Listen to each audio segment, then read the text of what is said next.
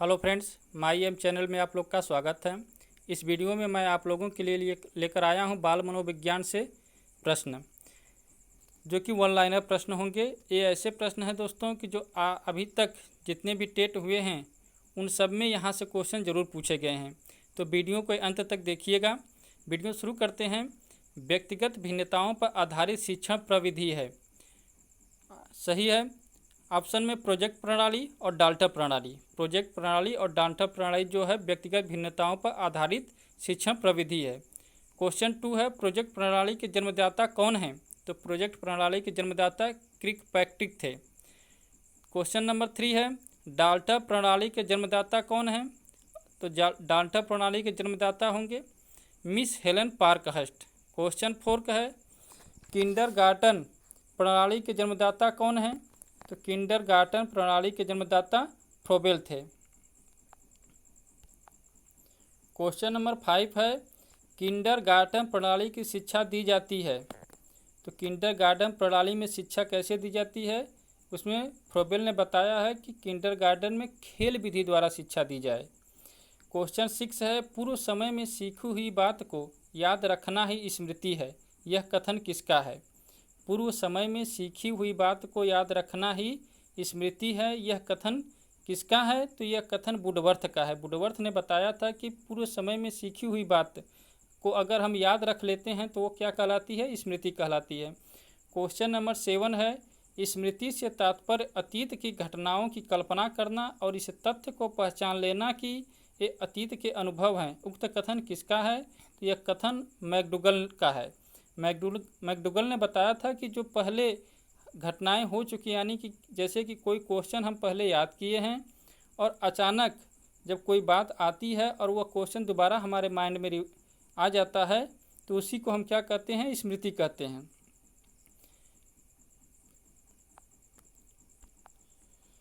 Question number 8 है, संवेदी स्मृति होती है। संवेदी स्मृति का टाइम कितना होता है? तो संवेदी स्मृति 4 सेकंड तक हमारे दिमाग में रहती है। क्वेश्चन नंबर 9 है, अल्पकालीन स्मृति कितनी अवधि की होती है? तो यह 20 सेकंड की होती है। अल्पकालीन स्मृति जो होती है यह 20 सेकंड तक हमारे माइंड में रहती है। क्वेश्चन नंबर 10 है, स्मृति की सर्वश्रेष्ठ प्रणाली कौन सी है? तो स्मृति की सर्वश्रेष्ठ प्रणाली पहचानना है।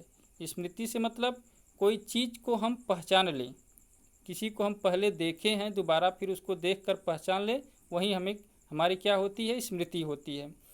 क्वेश्चन नंबर 11 है, स्मृति पर सर्वप्रथम प्रयोग किसने किया था? तो स्मृति पर सर्वप्रथम प्रयोग एबिंगहास ने किया था। क्वेश्चन नंबर 12 है, अच्छी स्मृति की क्या विशेषता है? तो अच्छी स्मृति की विशेषता शीघ्र अधिगम है, यानी कि हम जो भी कुछ पढ़ते हैं अगर उसको जल्दी से हम याद कर लेते हैं तो ये हमारी अच्छी स्मृति कहलाती है। क्वेश्चन नंबर 13 है, वास्तविक स्मृति में याद किया जाता है। वास्तविक स्मृति में कैसे याद किया जाता है? तो बताया गया कि इसमें क्रमबद्ध रूप से याद किया जाता है, यानी एक के बाद दूसरा। क्वेश्चन 14 है, स्मृति में बाधा उत्पन्न करने वाले कारक, यानी कि जो चीज़ कोई हम याद करना चाहते हैं और याद नहीं कर पाते हैं तो उसके क्या कारण होते हैं? तो इसमें बताया गया है कि भय, चिंता और परेशानी ये स्मृति में बाधा उत्पन्न करते हैं। क्वेश्चन नंबर 15 है, भूतकाल के किसी अनुभव को वर्तमान चेतना में लाने की असफलता को क्या कहते हैं? तो भूतकाल की किसी अनुभव को फिर से याद करने की असफलता को हम विस्मृति कहते हैं, यानी कि कोई चीज़ जो हमारे साथ घट चुकी है या कोई क्वेश्चन हम याद किए हैं लेकिन अब वो याद नहीं आ रहा है, हम बार बार प्रयास कर रहे हैं लेकिन हमको याद नहीं आ रहा है, तो इस चीज़ को हम क्या कहते हैं? विस्मृति कहते हैं। क्वेश्चन नंबर 60 है, विस्मृति कितने प्रकार की होती है? तो यह 2 प्रकार की होती है। पहला सक्रिय विस्मृति और दूसरा निष्क्रिय विस्मृति।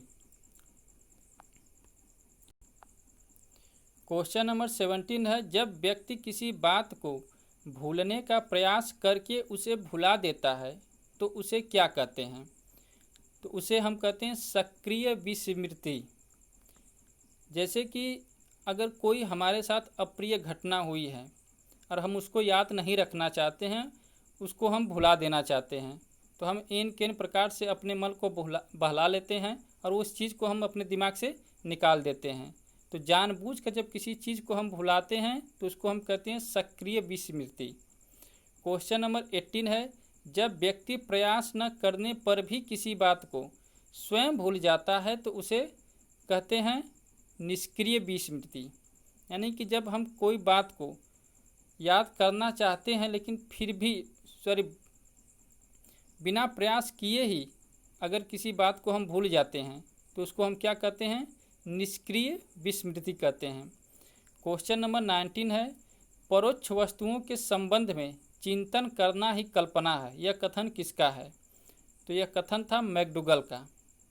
परोक्ष वस्तुओं के संबंध में चिंतन करना ही कल्पना है। परोक्ष से मतलब किसी दूसरी वस्तुओं के विषय में चिंतन करना, उसके बारे में सोचना, ये क्या कहलाता है? कल्पना कहलाता है। तो ये कथन किसका था? मैकडूगल का।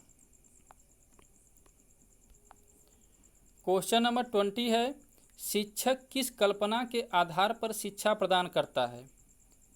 शिक्षक किस कल्पना के आधार पर शिक्षा प्रदान करता है? पुनरुत्पादनात्मक कल्पना के आधार पर। पुनरुत्पादनात्मक कल्पना के आधार में क्या होता है कि हम जो भी बात अपने दिमाग में सोचते हैं, जो भी करना चाहते हैं, ठीक वैसा ही हम उसको अंतिम रूप देते हैं। यानी कि शिक्षक जो भी पहले से प्लानिंग करके जाता है कि हम आज क्लास में चलेंगे, इस तरह से पढ़ाएंगे, ये चीज़ पढ़ाएंगे, तो टीचर वहीं जाकर काम उस क्लास में करता है। ठीक है। क्वेश्चन नंबर 21 है, वंशानुक्रमण व्यक्ति की जन्मजात विशेषताओं का पूर्ण योग, यह कथन किसका है? वंशानुक्रमण व्यक्ति की जन्मजात विशेषताओं का पूर्ण योग है, यह कथन किसका है? तो यह कथन B.N. झा ने दिया था। क्वेश्चन नंबर 22 है, रूसो के शिक्षा संबंधी विचार किस पुस्तक में मिलते हैं? तो रूसो के शिक्षा संबंधी विचार उनकी पुस्तक एमिल में मिलते हैं।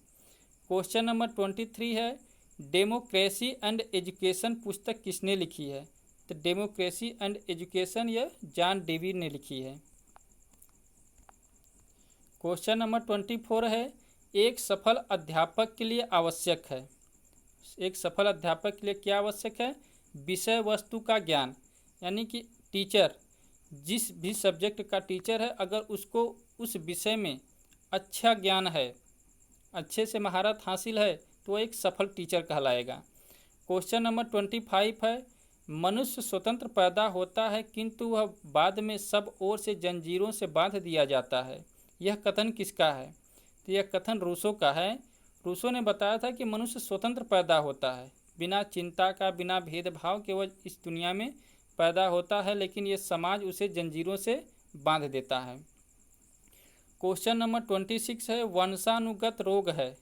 वंशानुगत यानी कि जो हमारे वंश परंपरा से रोग मिलते हैं वो कौन कौन से है? तो इसमें है वर्णात्मक रोग और दूसरा हीमोफीलिया है। क्वेश्चन नंबर 27 है, लाल व हरा रंग में भेद नहीं कर पाने वाला रोगी होता है। लाल और हरा रंग में जो अंतर नहीं कर पाता है, ऐसे रोगी के क्या कहते हैं? तो ऐसे रोगी को हम कहते हैं वर्णांधता का रोगी। वर्णांधता का रोगी, जो कि यह हमें वंश परंपरा से मिलता है। क्वेश्चन नंबर 28 है, मनुष्य में चोट लगने या कट जाने पर रुधिरस्राव बंद न होना किस बीमारी के कारण होता है? तो यह होता है हीमोफीलिया के कारण। जब मनुष्य को कोई चोट लगती है या उसका बॉडी में कहीं कट हो जाता है और खून बंद नहीं होता है, तो यह क्यों होता है? तो वह हीमोफीलिया के कारण होता है। क्वेश्चन नंबर 29 है, वंशानुक्रमण की इकाई क्या है? तो वंशानुक्रम की इकाई जीन है। क्वेश्चन नंबर 30 और अंतिम है, विकासवादी सिद्धांत का समर्थन किसने किया था? तो विकासवादी सिद्धांत का समर्थन लैमार्क ने किया था। सो फ्रेंड्स, इस वीडियो में बस इतना ही। अगर वीडियो आप लोग को पसंद आई हो तो प्लीज़ वीडियो को लाइक ज़रूर कर दीजिएगा, और अभी तक अगर आपने हमारे चैनल को सब्सक्राइब नहीं किया है तो प्लीज़ सब्सक्राइब कर दीजिए और बेल आइकन को प्रेस कर दीजिएगा, ताकि आने वाली और भी वीडियो आप लोग को मिलती रहें।